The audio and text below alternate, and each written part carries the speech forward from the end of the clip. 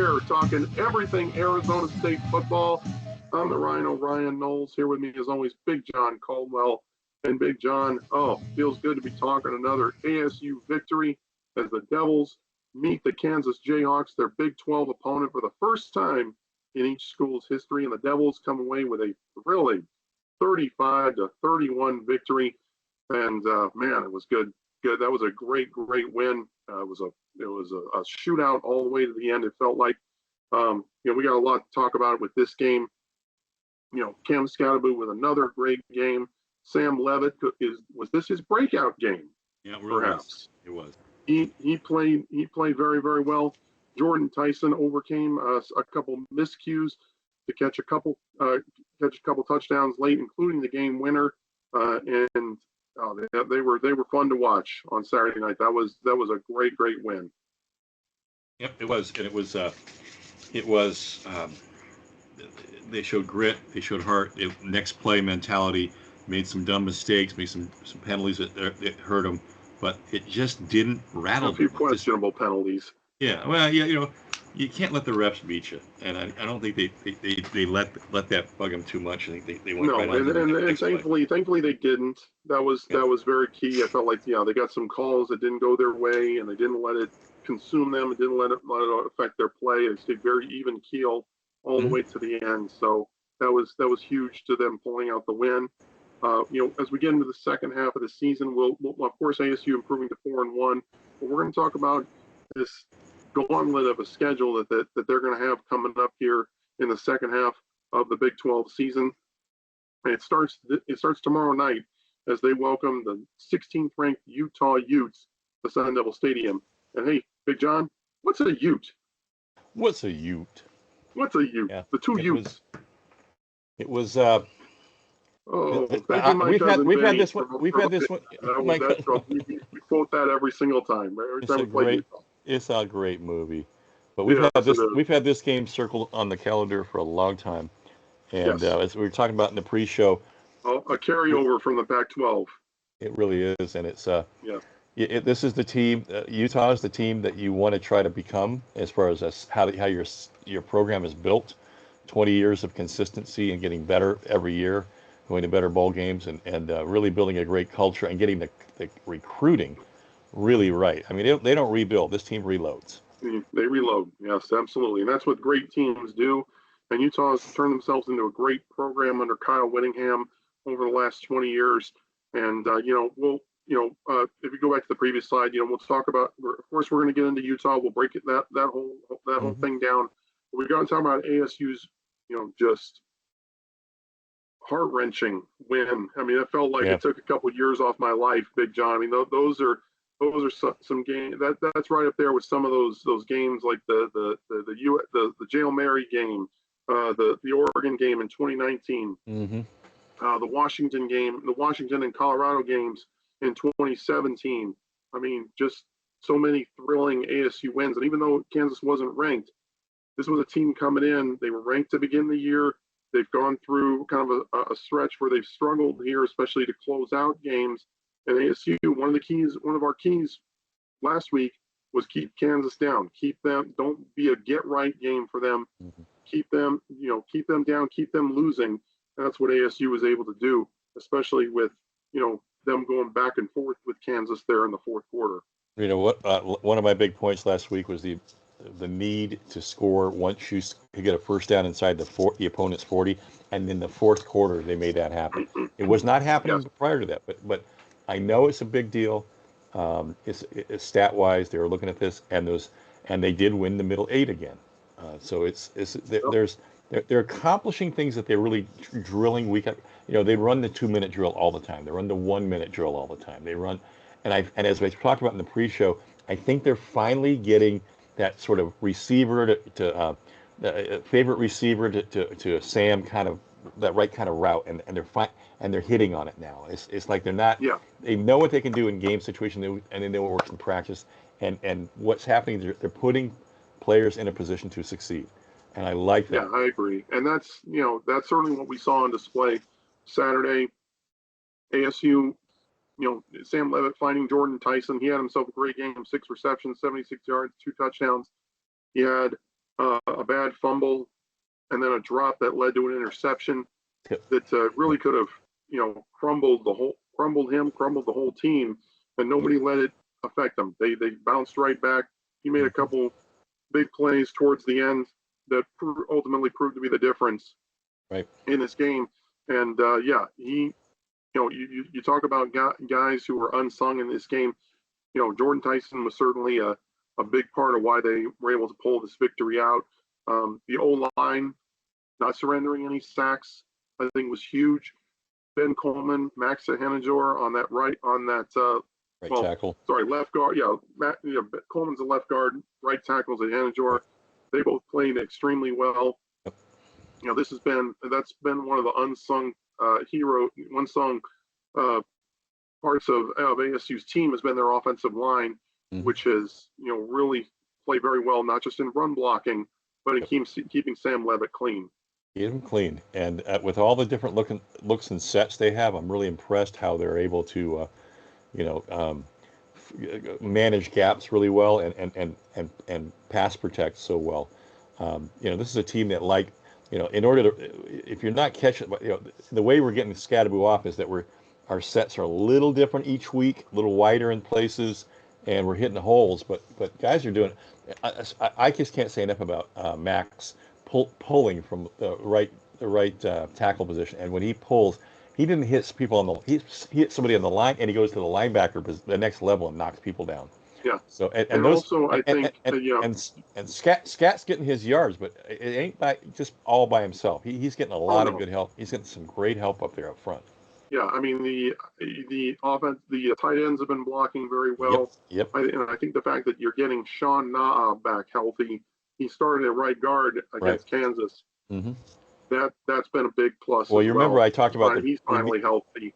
That's been a bit. I think that's going to kind of lock this offensive line into place. I had said in the last show that the right guard was a real concern for me, and that we needed really Texas Tech, that's for sure. We needed to really clean it up, and I thought that was taken care of early. I could see it. So yeah, I mean, I'm not. I know the coach is seeing a lot more than I'm seeing, but when I see a glaring hole in the offensive line, that means they got to fix it. And they did. So I'm happy we have the depth to pull this off. But coming to this Utah game, man, this offensive line is going to get tested. This is their biggest physical test. And the whole team is going to get tested because this is probably the toughest team that ASU has faced to this point. With how physical they are, how well they can do it, how well they can do multiple things, and the fact that they're getting their quarterback back healthy. Yeah, we'll get into all of that here in a minute, but just kind of put a bow on this win over the Jayhawks. Of course, 34-31 or 35-31, excuse me. Mm-hmm. ASU coming away with the victory.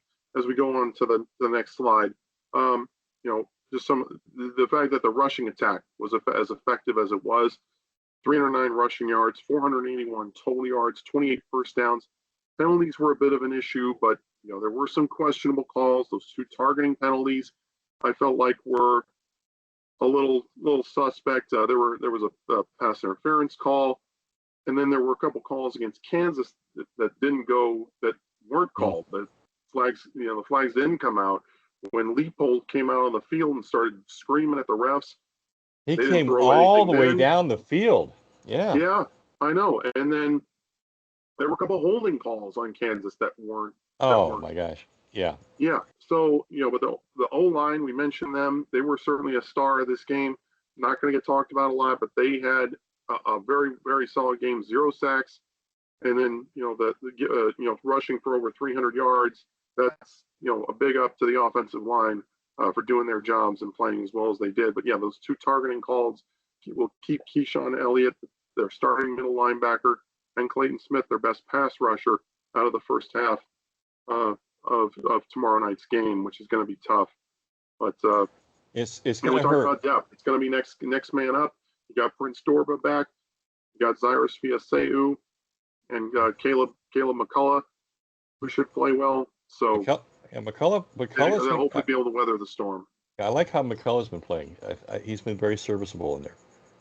There's not a lot of he's played very well in stretches when he's given opportunities. So this is going to be another test for ASU, but they've for the most part stepped up and answered every call so far this season. That's why they're sitting at 4-1 at coming up on the halfway point of this season. When a lot of people were picking them to maybe not even make a bowl game. They're picked to finish last in the conference. Yeah, they're sitting here at 4-1, 1-1 in the conference. Very impressive through the first five games for this team. yeah. The beat writers and the people who were at practice knew that we were not going to be last. Everybody knew something was going on, and I think what has happened between camp and Game 5 is the steady maturation and Sam's maturation, but it's as much Sam and getting his feet right to throw balls better, but it's also, I believe, what I'm seeing is the routes that they're putting people in to make him successful. And and we talked about this pre-show too. The Mm-hmm. fact that they've had 5 games of film to look at what Sam is capable of, what his strengths and weaknesses are, and they've adjusted the play calling and the sets and what on the wide receiver routes to make play to his strengths. And the fact that he's been able to run the ball as well as he has, and I feel like you're right about his footwork. Yep. Getting that on track has been key. And there were some throws that he made in the Kansas game that he had missed early in the season. Hitting guys downfield in stride. I feel like he's getting a little bit better at that each and every week. I attribute that to high school quarterbacks can throw a lot of those balls because of torso strength. At this level, torso strength is not nearly as important as touch and accuracy. Yeah, you got to step into the throw. That's right. More. Yeah. Definitely. And that's a footwork thing, and that's what I feel. He is a redshirt freshman. Mm-hmm. He's only started a handful of games, in college football, and most of them were at Michigan State, on a pretty much what was a bad team. So he's but I mean, I feel like he's trending in the right direction. We just need to see that that maturation and that development continue, and he'll continue to have success, I feel like. Yeah. So in Kansas, I mean, this might be his breakout game because he threw for 4 touchdowns. He had an interception that wasn't his fault. You take away that interception on that fumble, this game's not nearly as dramatic. So just ball security, and being focused on making the plays at hand, I feel like this offense is sitting in a much better position because both of those look like ASU was going down to score on both of those drives. So yeah, it was. I liked the game, and I liked the win for a couple of reasons. It keeps the fan base was really trying to figure out, is this for real? Is this not? And everybody's got hope now. Everybody's still got hope that we're going to get 6. And they got that first Big 12 win out of the way. Exactly. Which I think was very key. And this was a game I pointed to along with Utah and Arizona because we both thought Kansas was going to be better than they have been. Mm-hmm. But this was still a game that I pointed to at the beginning of the year and said, if ASU can win this, one of those 3 games, Kansas, Utah, Arizona, this would be a successful season. And I still stand by that. Even though Kansas is better than their record, you watch them play, they got a ton of talent. In some of the power rankings, was able to beat them. In some of the power rankings, Kansas is still rated higher than we are, even though they're 1-5. Something else I don't put a lot of stock into. Kansas power rankings to me are just preseason rankings. Yeah, but some of them are with a twist. Some of them have a better algorithm than others. Others are just guys with eyeballs making stupid decisions. So yeah, it's and some of them aren't even watching the games; they're watching the highlights. Well, let me ask you this though: if ASU wins this game, should we be ranked? Oh man, I think. Well, I don't know about ranked, but we'll be higher in the power rankings. I'll say that. But again, those are some that I don't put a lot of stock into. But yeah, if you can go out there and beat Utah with Cam Rising at quarterback, you're sending a message to the rest of the conference and that you're somebody to be taken seriously. I tell you who I think we would be rated in the coaches poll. I think the coaches have honest respect for Kenny and what he's put. They know what he's pulling in terms of recruits and what he's doing here and who he has for assistant coaches. I think the coaches poll would reflect him on rate. I don't know that the writers, especially the ones back east, are gonna have all bought. Yeah, they don't stay up to watch the game, and most of them don't even tape it and watch it the next day like they should. And they had Florida State and Notre Dame, winning. Oh my God! So yeah, it's the typical. Yeah, the media darlings, of course. Yeah, of course. But I mean, that's why I'm glad they actually do. They have the playoff now. They have, right. It's not up to just the writers and the coaches anymore about who the national champion is. So right.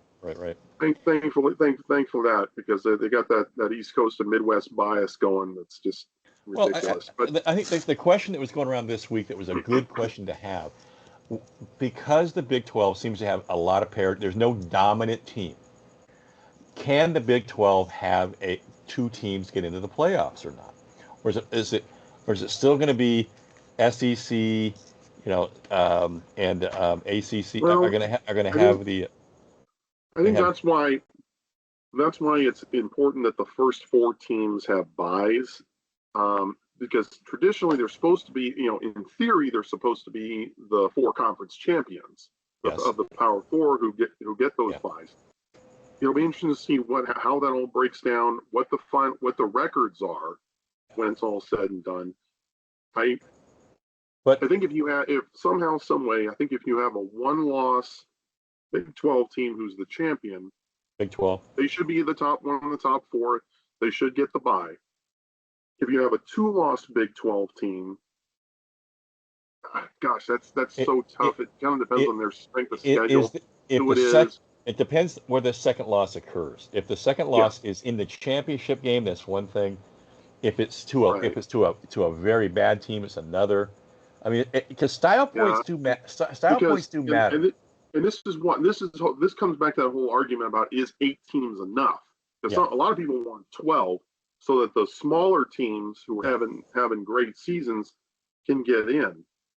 But again, this is all kind of academic. I mean, we'll see what happens. When we get in, this is something else that'll happen in the second half of the season. The cream's going to rise to the top, and everybody else is going to fall off. That's just the nature of the game. Right. Who are those teams that are going to rise to the top and take those spots and get and be one of those top 8 teams? It's going to be interesting to watch, because there's been so many upsets this year, especially in the last 2 weeks.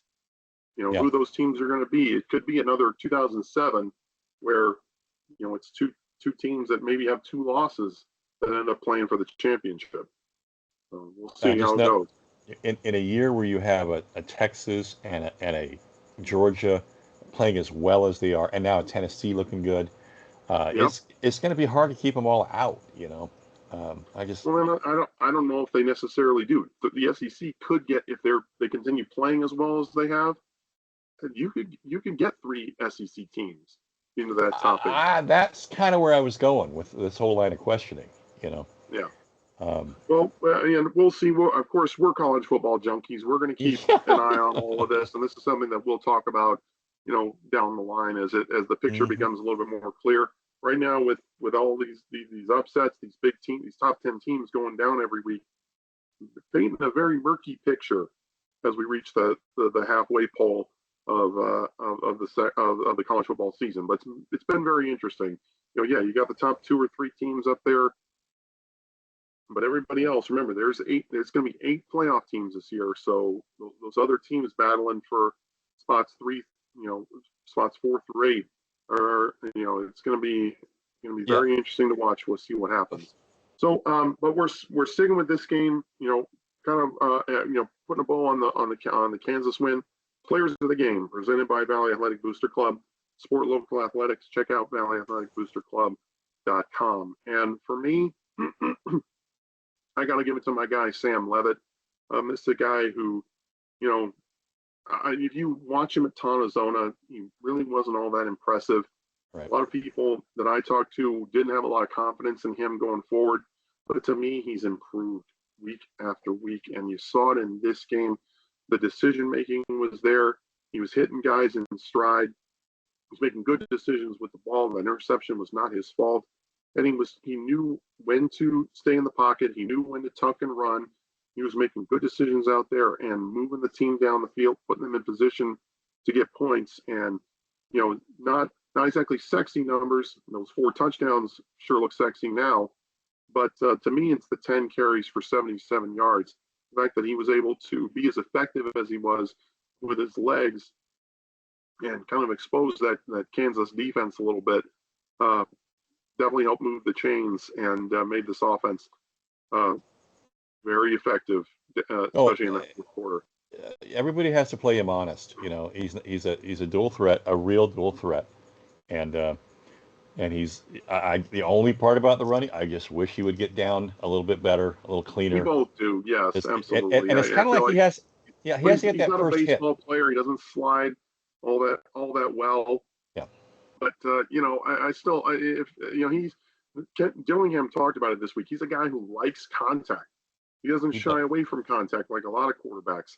So, if he's confident in himself to take those hits, hopefully they're, don't cause injury, but, that's how he plays better.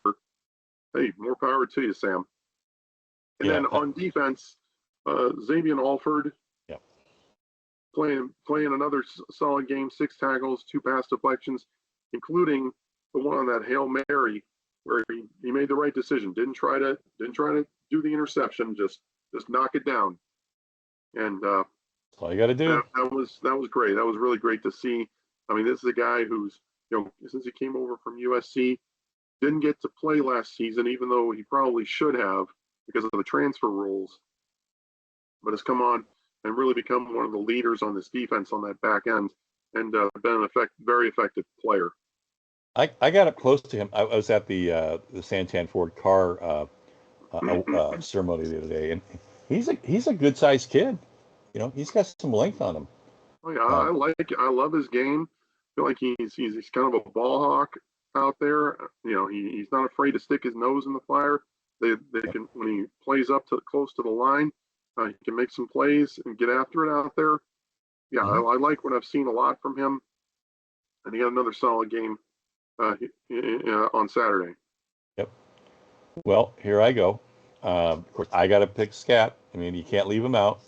Anytime. Naturally. I mean, folks, if you can get 7.3 yards per carry, and you could do this all year long, you're winning the Heisman. I'm sorry. Now there's a guy. It's a couple of guys ahead of him are averaging 11, but remember this: the Heisman's not who has the most yards or most touchdowns. It's who's most valuable to that team. Who make the best player in college football. And it doesn't have to be statistically. No, it doesn't. And he's not punting. He's a 43 yard punter. He's not. But I'll tell you what he's not. But they have an award. They have an award for the most versatile college football player. The right. Award. Well, he feels like a shoo-in for that at this point. Cam is on special team. He had a tackle on special teams. He went down there. He was a gunner. Oh yeah, very impressive. I know. And Dilling talked about that this week too, like just how valuable Cam is to the team. What he does, and you've seen it when he's been on the field. It's been tough to take him off the field because so much of the offense runs through him. Yeah. I mean, you look at his numbers this year. He's outpacing almost every running back combined. And, it's been tough to take him off the field. They were trying to do a little bit more by committee this year, kind of spread out the carries, but Cam's been so effective and, with what he's been doing that it's been tough to take him off the field. And I don't blame him. Even with Raleigh Brown back, Cam is head and shoulders your best running back right now. And by the way, folks, if you're appreciative of what Cam is doing, and I know it doesn't sound like a lot, stop into Burrito Express and get a burrito. Leslie and I got one today. They're amazing. They were fantastic, man. It's a great concoction he came up with. You and your shameless plugs. And Cam's getting a buck. He's getting a buck for him. And yeah, we're trying to get him $5,000 this month. So yeah. Man. Yeah, but that's how these kids. That's how NIL can work with little businesses like this. But yeah, try the burrito. And then my defensive player was Shamari again. I mean, Shamari just rock solid. Eight tackles, 3 solos, 5 assists. He's Mr. Consistent back there. Yeah. You know, the last few games I've been giving it to Ghost, but I had to go with I mean, Ghost played well, but not at the Shamari and at Shamari's level. So had to give it to Shamari, and I just love the fact Hey, that rightfully so. I mean, well, there are a few guys. There are a few guys who had good games. I mean, Fiaseu had 2 tackles oh for yeah, loss. You know, Keyshawn oh Elliott had a nice pass deflection. yep, yep. Clayton Smith, before he got ejected, Oh my had God, a sack and a he half tackle for he loss. he had a hurry. He had man, he is all over that court. Oh yeah, He made that quarterback very uncomfortable back there. yeah. He's Zach Swanson even had a tackle for loss. So yeah. there's Elijah O'Neal combined with Clayton for a tackle for loss, for a half tackle for loss, I should say. Mm-hmm. So yeah, there were a lot of guys on defense who showed up in this game, and it wasn't just one guy. It was usually by committee. It was usually they were usually gang tackling, and even though Devin Neal had that one long touchdown run, he really wasn't He ran off. super effective as they kind of needed him to be. He only had 14 carries, 71 yards. They didn't really go to him as much. They were trying to spread it out with Highshaw, but even he had 10 carries for 48 yards. Yeah, they gave up 152 rushing yards, but at the same time, it didn't end up killing them. It didn't Right. end up affecting them that much. Well, they were able to get off the field on third downs. once when Neal had that big run off of out of the B gap on the right side, I think they very quickly figured out what was going on, and they adjusted, and nothing, and that was shut down after that point. So, and by the way, Neal, that guy is thick. He is a big dude. He Yeah. looks like an NFL running back. Absolutely. He's got a big old body on him, man. And to hold him, I mean, he only had 14 carries, but the fact that they held him to 71 yards was a victory in and of itself. I mean, he was kind of he also had 3 catches for 37 yards, but other than that one long touchdown run, he wasn't a super big impact player. No. So, I mean, the defense got to hang their hats on that, because this guy's one of the better running backs in the. I think in the Big 12, and I thought he represented Big 12 to me. Certainly. Yeah, and here's the thing, guys. This is our first year in this conference. We're trying to figure out how we have to tool. I mean, it was easy in the Pac-12. We figured out you had to tool to Oregon and SC, right? Oregon's for speed, and Utah.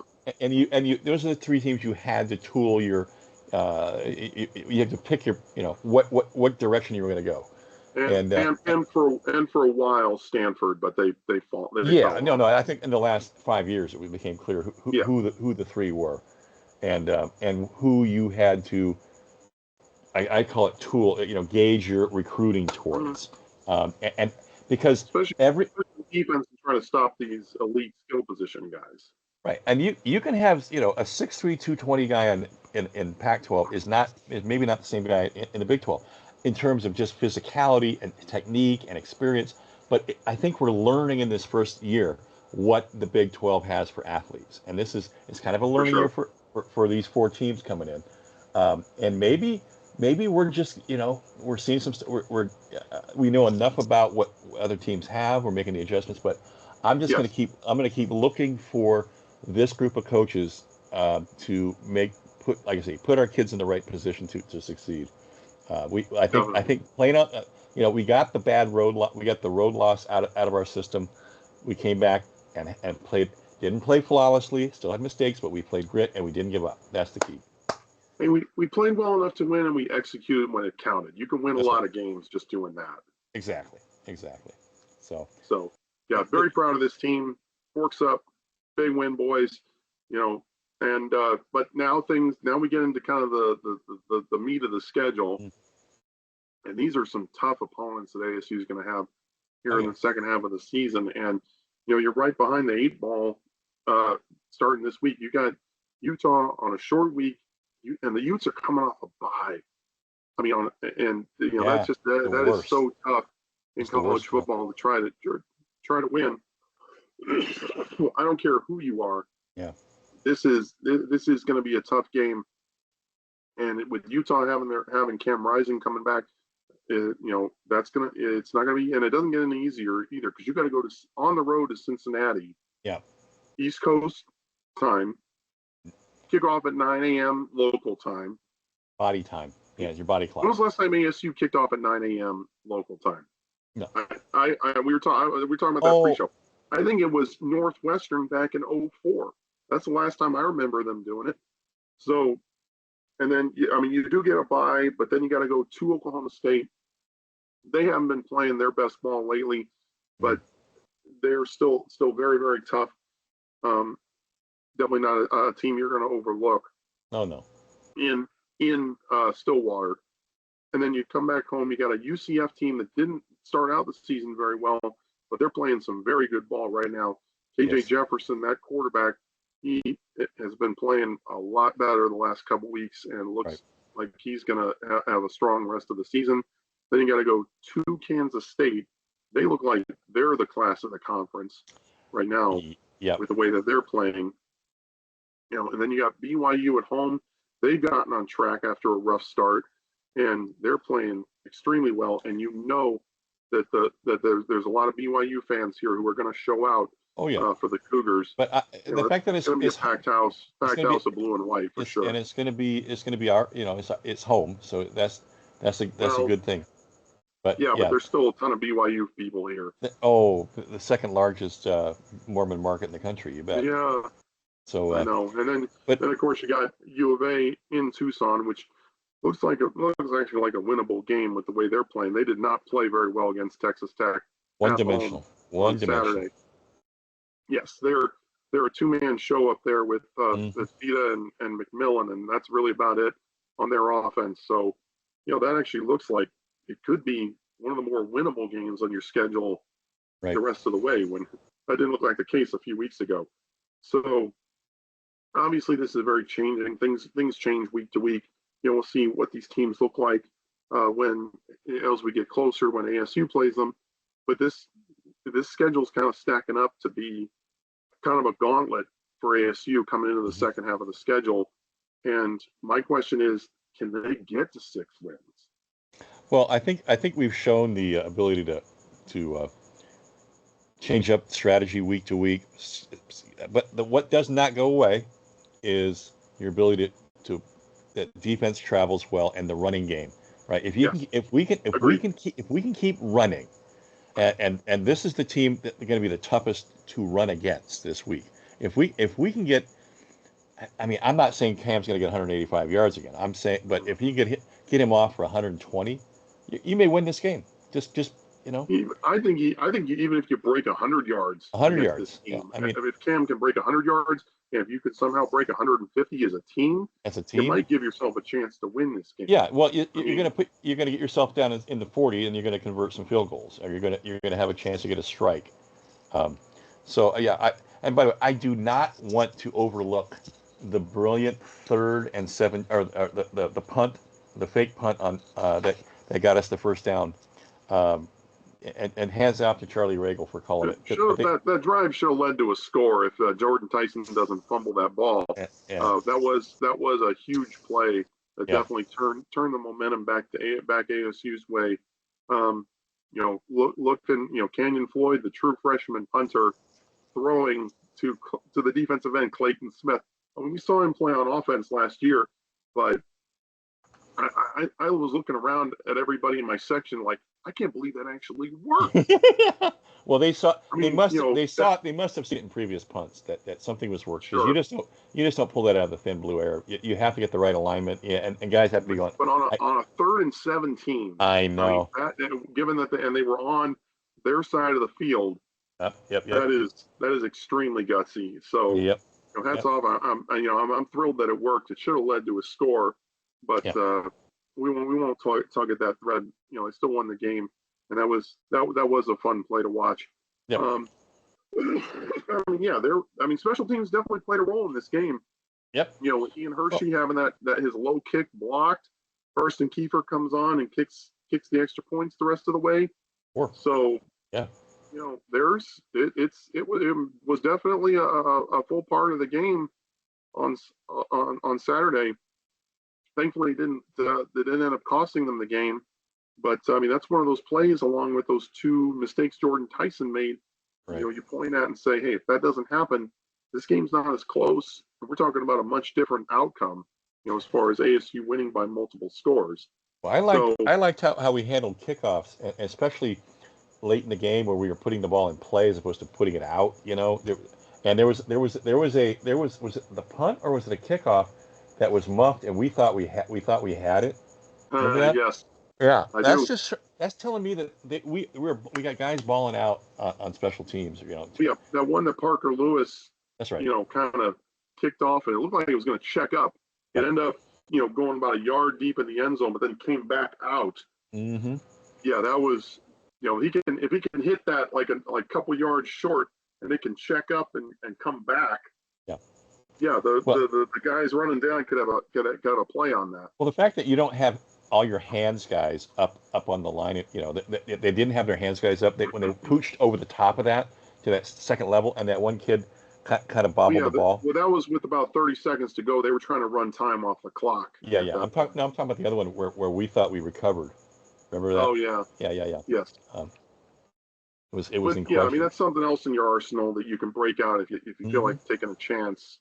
Well, I'm glad we were able to do all that in this game, because look at the second half of this schedule, and there's going to come a time where you're going to need some trickery and some. You might want to try to steal a possession. Yeah. I mean, Kansas State taking a possession away from a Kansas State is going to be huge. You know, I'm just going to say it now. They're playing. No argument here. UCF. I mean, they're putting up points, so you take the ball away and do something with it, right? Yep. So. All right. I think we're all in agreement that the second half of the schedule is rough. It may be, but this is a good measuring stick. I mean, I know Kenny's using that term. Arroyo didn't like that term today, but it's okay. Arroyo does not want to be compared to a program that's been going on for 20 years and just reloading every year. You know. But I think it fits. I feel like this is you want to see what your program is compared to some of the best in the country. Mm-hmm. You know, that's what you got to do. You got to be the best. You got to beat the best. And you know, ASU's, you know, they're facing Utah with a bit of a handicap. Two of your best defensive players on the bench for the first half. Short turnaround. A short week. Utah coming off a bye, getting their talented 27-year-old starting quarterback back. You know, so these are things that, you know, they're going to have to overcome if they want to try to be among the best in the conference. You know, and they're basically playing with house money. There's nobody expecting anything from them this year. Right. You know, everybody outside that facility. I mean, even us. I mean, we're some of the biggest ASU homers you will ever meet. I had them win in 5 games. You had them win in 6 games. So, you know, we're almost there. Mm-hmm. So the fact that if they can come out and somehow upset Utah, given everything that's going against them right now, that would be a huge step towards being where you want to be. Right.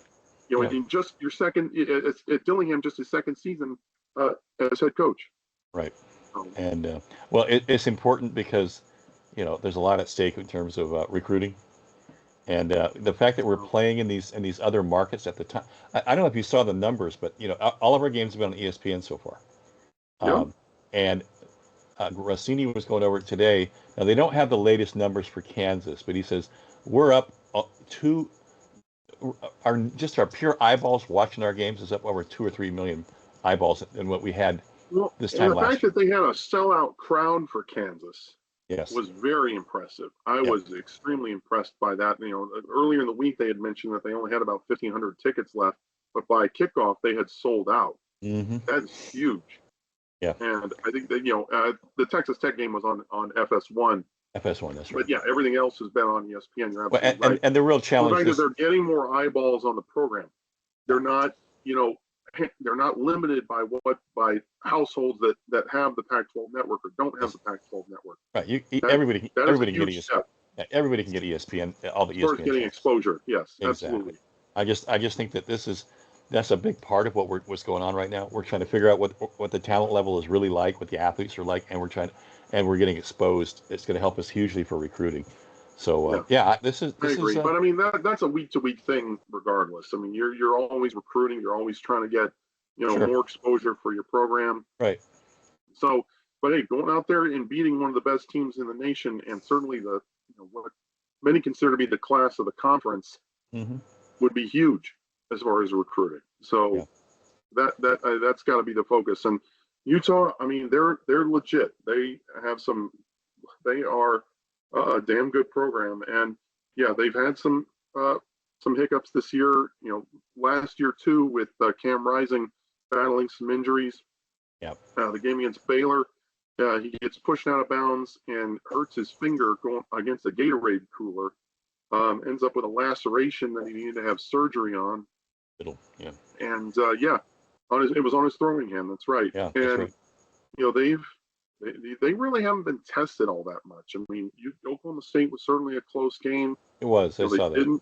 They didn't play very well. With the freshman Isaac Wilson at the helm, they did not do very well against Arizona a couple weeks ago. But now they've had a bye to kind of reassess where they are, get Cam Rising back. So they're looking to go into the second half of the schedule and really establish themselves and get back to where they expected to be, and everybody else expected them to be. They were predicted to be number one at the beginning of the season. Right. As far as the Big 12 rankings go. So, they've got a talented program, and they're led by an excellent coach in Kyle Whittingham. This will be his 20th and final season at Utah. He actually announced that he will be retiring at the end of this season. And what a run it's been in Salt Lake City. 166-80 record, a 67% winning percentage. Wow. I mean, how many guys would love to have a career like that at one school? Right. 4 Pac-12 South titles, 2 Pac-12 championships. This is their first season in the Big 12, and they were ranked number 1 coming in. That's going up against your Oklahoma States, your Texas Techs, and all these other programs that have been around, that have been in the conference for a while. And Utah, coming in their first season out of the Pac-12, was picked to finish above all of them. And so, it's very interesting to me. It's very yeah. I mean, I think that one of the cool things that we can't appreciate here, but it's a big deal in the state of Utah, is that while you had Kansas State was the other team I was thinking of. I think everybody knew they were going to be good on paper, but I just like the fact that the natural rivalry between they and BYU maintains, and now they're in the same conference, and it's a holy war. Yes, the holy war made. We're not going to have the SC game anymore. We're not going to have certain natural rivalries we used to have, but they maintain that, and it's good for that. It's good for football, I think, because there's a lot of kids. Certainly the Polynesian pipeline to both those programs is well established. There's a lot of kids who are going to get passed over and want to take that down and want to play against those guys. So I think we're getting better at it too. But it's a hell of a program, and as I said earlier, they don't rebuild, they reload, and it's almost they've had staying power through 3 conferences now. Yeah, the fact that they've been able to have success the way they have has been tremendous. And they don't have the D line, the D end pressure like they had in the last couple of years with all those NFL draftees, but they're still extremely solid. Oh yeah, they've had some struggles this year. They haven't been as elite and the kind of the scoring machine that they have been in the past. But as we go on to the next slide and to have a look at their offense, they're still averaging about 28 points per game, which is not going to blow anybody away. Yeah. But when you're only giving up about 15 a game, it's good enough to win. Yeah, and that's kind of been their thinking this season. They're still averaging over 400 yards total offense. And then you look at Cam Rising in just 2 games this year, 18-29, 346 yards and 7 touchdowns. And he's a dual threat guy. 46 yards rushing in 2 games. That finger injury, this Utah team, you take away that finger injury, and this Utah team could be ranked a lot higher than number 16. Sure. The freshman Isaac Wilson, Zach Wilson's little brother. He's had an up and down season. He's been effective at times. He's good enough to get them a couple wins, but he really didn't. He really struggled against U of A. He might play a little bit if Rising struggles, if he's rusty, or that finger is just not responding well. You never know. You could see him at some point. We just don't know. I mean, it's been a pretty badly kept secret that Cam Rising is going to play. In all likelihood, he will. The line moved from 3.5 to 6.5 this week. That's a sign. That's a dead giveaway right there. In all likelihood, you are going to see Cam Rising out there, but things happen. You could see Isaac Wilson at some point in this game. Well, especially if Cam puts the ball on the ground, throws a couple of bad picks, something. That ball security with the finger on his throwing hand. Yeah, you never know. That could certainly be the case. Yeah, Cam doesn't do dumb stuff with the ball. He doesn't throw it away. He doesn't put it on the ground too much. But this kid does. This kid's thrown 7 picks. So that's going to happen with true freshmen, and the fact they're putting this on him. Nobody expected him to do anything this year. He's a true freshman. He's just should be holding a clipboard. But I was kind of shocked that Utah, as much as they reload, didn't have a senior, a 7th-year guy and a first-year guy. Why is there nobody in between those? You know what I mean? That kind of shows probably, that they probably missed. Is, but Wilson might have beaten him out in camp. Maybe. I don't know Utah's roster that well, but that would be my guess. Is just Wilson just kind of outplayed and earned the backup job. That means he beat 3 other guys. I mean, because you should have 5 quarterbacks in your camp, and if he it just means that he's beat out 3 other guys. Really, and one going down, but beat out 3 other guys to get the job. So that's impressive. That you got a freshman who's he's probably their future. But yeah, I mean, but Cam Rising, a 7th-year senior, he's 27 years old now. And he's about as effective as they come. Well, but here's my taking care of the ball and moving that offense. A kid who should have been gone out. I mean, ideally, kid plays 4 years ago. Kid who stayed on 3 more years. How many good quarterbacks didn't come because Cam Rising kept coming back, right? I mean, that's an honest question to ask. I know everybody they look at these 6th and 7th-year quarterbacks, but if they're starters, I'm not talking Trenton Bourguet. Right, Trent's a 7th-year guy, but God, how many? What does that do to in terms of keeping people off of rosters and not coming? So these are things you're not going to get an argument from me on that. I just think about weird shit like that. Sorry. No. Anyway, but let's get into the skill positions. Very good skill position guys with Utah, and it starts with their running back Micah Bernard. Feels like he's been there forever. Yeah. He's having a great year. He's their bell cow. He's their Cam Scatterboot. 82 carries, 547 yards, only 1 touchdown on the year, which is a little surprising. But he's been their bell cow. They were, like ASU, they were looking to go a little bit more by committee this year.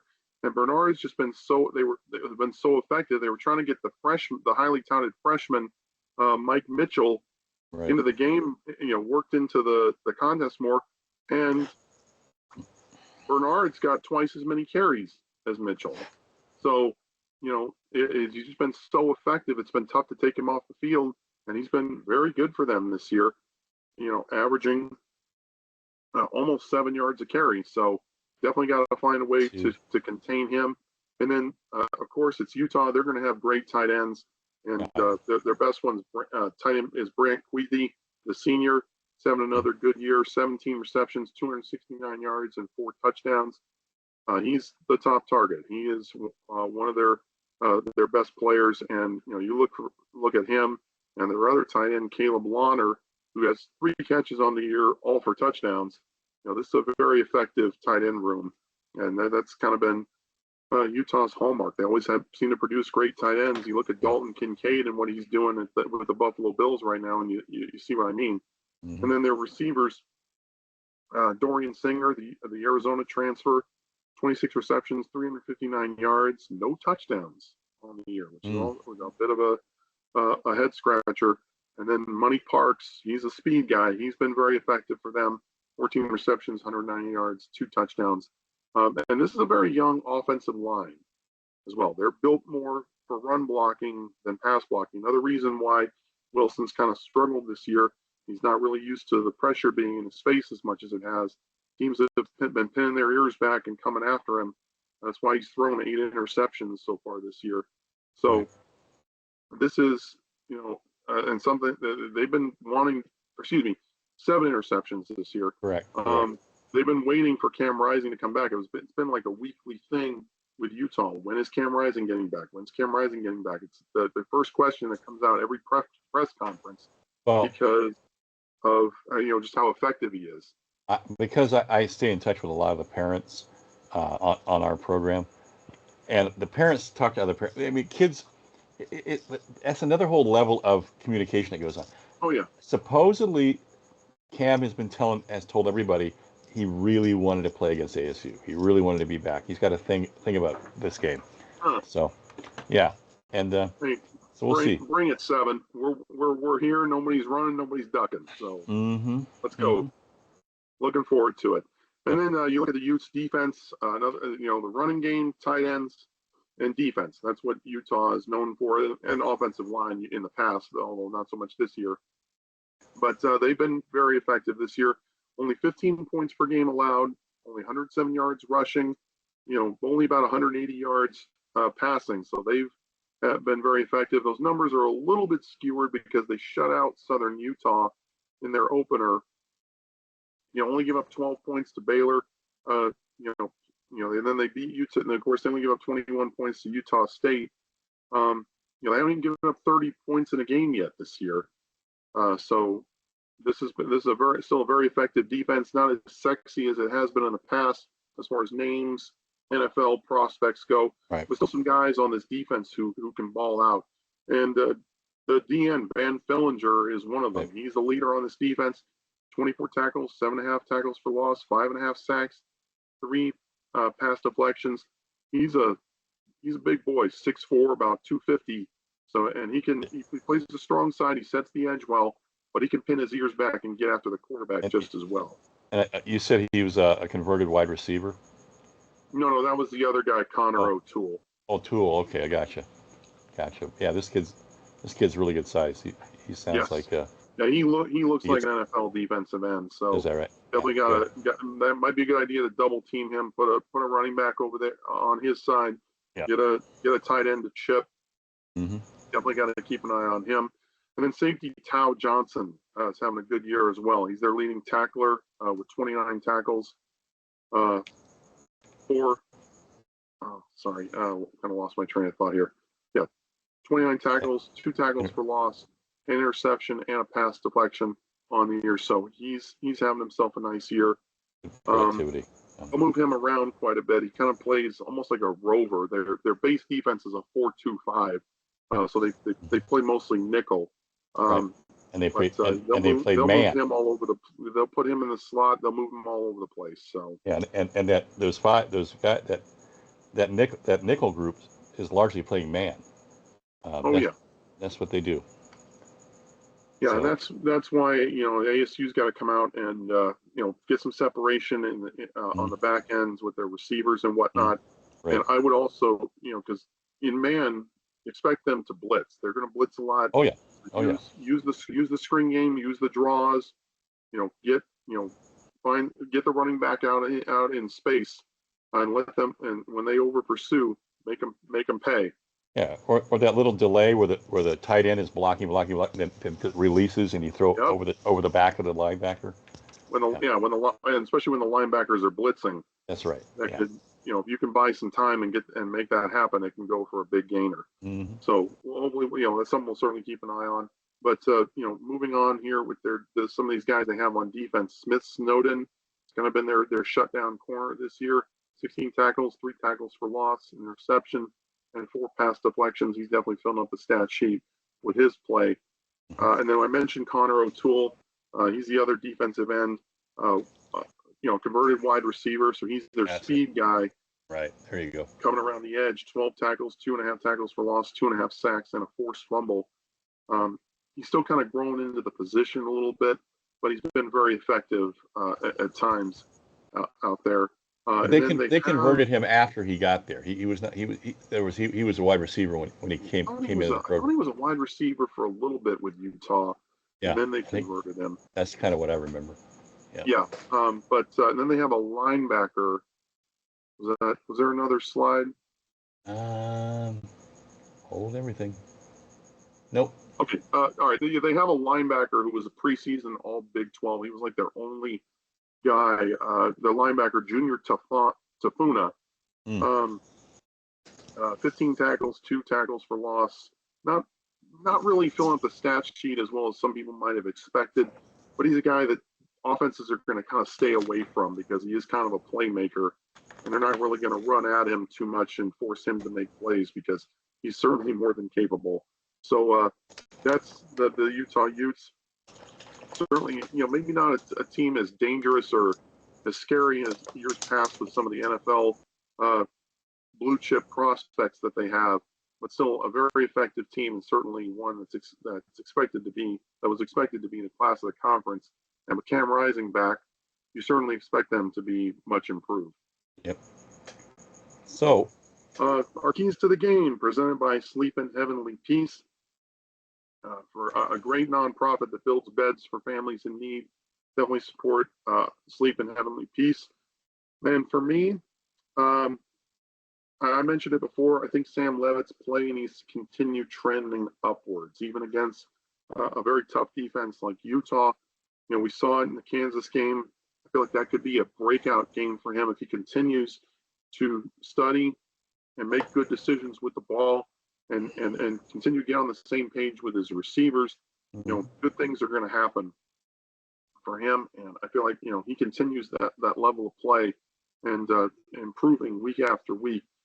ASU certainly got a chance in this game and a good opportunity to put some points up because, they played Oklahoma State. Yeah, they played Arizona, but has Utah's defense hasn't really been tested all that much. I don't think so.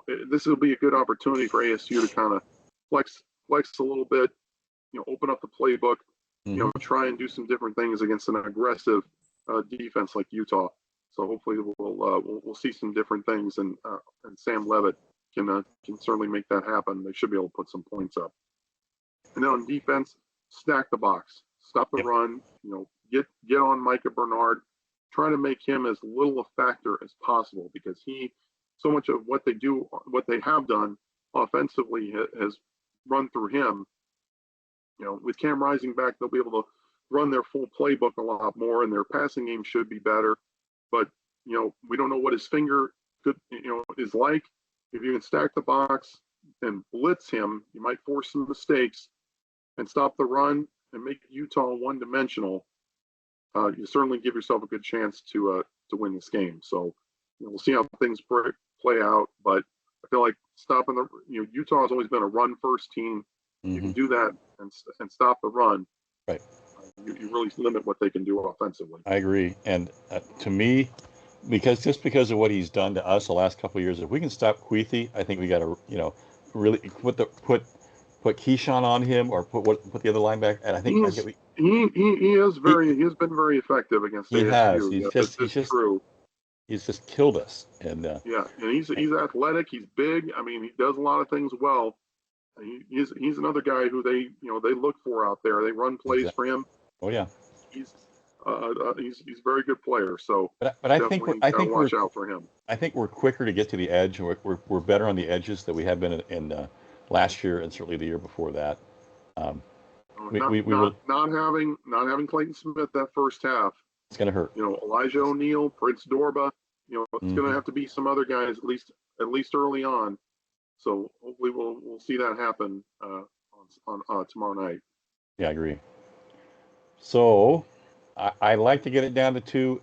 And it's just that there's so much we got to get right in order to beat these guys. For this game. But I think in the first series we're going to see just how physical they are up front, the D line against our O line, and if that goes well, I think I'm going to feel a lot better about this game. But keeping Sam clean is really important. Always has been against Utah. And then we talked about this in the this is a stat that I know they're really conscious of, and I can see it now. They're trying to really stay in system, remain in system. That means second and third downs are all manageable. They're not second and 10. Stay on schedule with their plays. Exactly. So you don't want second and 10, third and 10, or worse, negative plays. That's where the running game comes into play. You got to be able to run the ball to bring up those second and third and manageables. And I think some of that's going to be play calling and gamesmanship here. You know how, but again, and this is a combined thing. Really, you hear us talk about last week. You hear Kenny talking about winning the middle eights, the last 4 minutes of the first half, first 4 minutes of the second half. So really a critical time statistically in terms of if you can score in that last 4 minutes and score right away in the second half, you got a huge momentum advantage. And then this is a stat where I pointed out last week that we were really suffering. We got better, but only in the fourth quarter last year. We got to if we can score inside the 40 after we got a first down, statistically it's a much bigger indicator of being able to win the game. So I think they know that too now, that what took place in the fourth quarter in terms of what was working, they're going to start applying that to the other three quarters. And then you start getting into deeper into opponent's territory. You start getting into field goal range. Get the defense to come up a little bit more and tighten up. So I think that's definitely a big key. Absolutely. Yeah, I just like that. It just stands out for me. And then because they like to play their secondary man-to-man, our receivers, you got to get them in a position to get separation to be able to hit. So and this is a game. I feel like our speed guys need to be able to get open and win off the line of scrimmage. Stovall. Guys like Jake Smith, Melquan Stovall, Jordan Tyson. Your speed guys get downfield, and hopefully Sam Levitt can deliver the ball to create big plays. X has got speed. X is pretty fast too. X can get open. So Hey, O'Meara too. He's starting to get more into the flow. Yep. Saw him a lot more against Kansas. He did have one catch, and he's a guy who they look for in the red zone. I agree. He's a mismatch. I'd definitely like to see him have a bigger role in this game. Mm-hmm. I realize these are all offensive things we've going on here, but I have a list. This is long for defense, but we're not going to do that. We're not going to get into that tonight. Thank you for sparing us, John. Yes. We gotta get this thing done. We gotta get to bed. A long day tomorrow. So our predictions. We both. We feel like ASU overcoming some of these things as far as the short week. Utah coming off the bye. Quarterback not having two of your best defensive players for the first half. Might be a little bit too much for ASU to overcome, even at home. I feel like this is still going to be a close game, but I think Utah is going to wear down ASU. They're just going to have fresher legs, and they'll get a score towards, they'll have a long, crippling drive with about 5 minutes to go that will end up, and that'll lead to a score and essentially put this game out of reach. And Utah will come away with a 34-24 win. I see it kind of the same way. I think it'll be it's going to be a low-scoring defensive affair, and I know a lot of fans don't like defensive games. I love defensive games. I think to me that's half of football is defense, and so teams that can defend. Yeah, but with Cam Rising playing, if he comes out healthy and effective, I think Utah's got a chance to put some points on the board. Oh yeah, it's going to be a different kind of Utah this week, but I just don't think that we've got a. I think that they probably have more horses at this point, and I know and fresher horses coming off the bye too. This is true. This is true. So that'll do it for us here on Runnin with the Devils. Appreciate you guys tuning in. As always, we like to say here on RWD, you give us 30 minutes, we give you the world of Arizona State football, and we certainly hope we've done that for you here tonight. Appreciate with 4 weeks. Big game tomorrow is you'll be featured. Certainly hit the like and subscribe button and comment below. Let us know what you think of the show. Now we say night, forks up, go Devils, blackout, and upset the Utes. We'll get them.